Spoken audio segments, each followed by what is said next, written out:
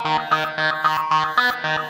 ready for the lights, camera, action. Go! Hey everyone, today we're here on the historic Milwaukee Mile.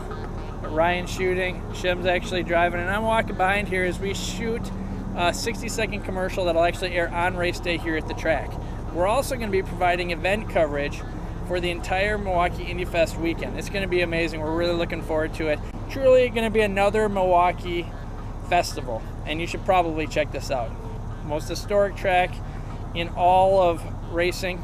I don't know if you knew that. The Green Bay Packers actually won the NFL championship here. It's called the Dairy Bowl, right here. There's a lot of history. You should come check it out if you haven't. We're going to be here. Also, there's going to be the Social 16, which is going to be some of the most enthusiastic social media users here in Milwaukee are actually going to be picking different drivers and supporting them, all using the hashtag IndyFest.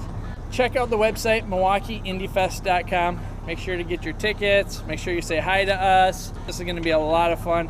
We're really looking forward to it, and we know you will too. Until next time, thanks for your attention. We'll see you later. I'm out from the club, they been showing love. I promise I ain't jacking.